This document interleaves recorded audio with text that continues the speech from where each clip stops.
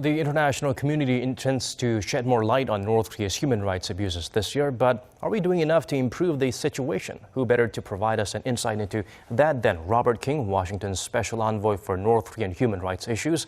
Our Connie Kim got a chance to sit down for a one-on-one with him.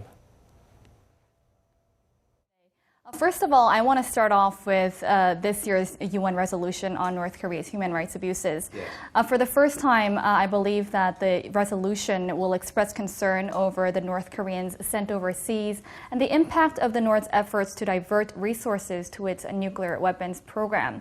What's the significance of these two new provisions in the resolution this year?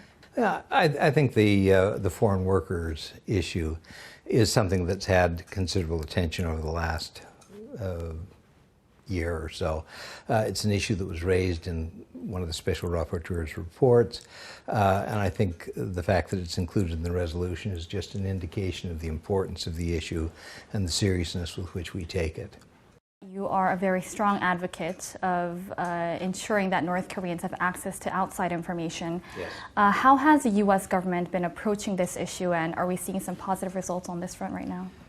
Basically, as many as 30% of this non-representative sample have listened to foreign radio, Korean language broadcasts from South Korea KBS, Korean language broadcasts from China that are directed to the Korean population in China, and then American radio broadcasts, Radio Free Asia and Voice of America, which broadcast into North Korea. So, information is getting in. There are increasing numbers of North Koreans who are going to China for business reasons.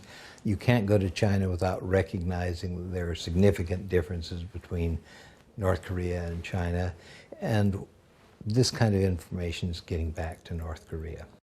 Washington, for the first time, slapped sanctions on North Korean leader Kim Jong-un this year. How do you decide which individuals be listed on that sanctions list? Basically, it's a question of evaluating who are the individuals who are responsible for human rights violations. Are these individuals who personally and specifically have some responsibility for setting the policy or for carrying out the actions that involve human rights violations?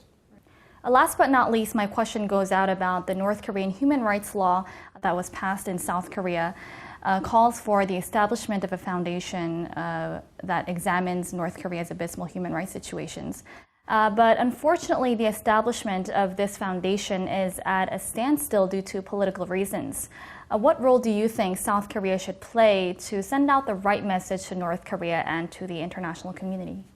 I think the creation of a foundation which will encourage human rights by making grants to other civil society organizations. It's something that we have done in the United States, and it's been a very positive influence in terms of making progress on human rights.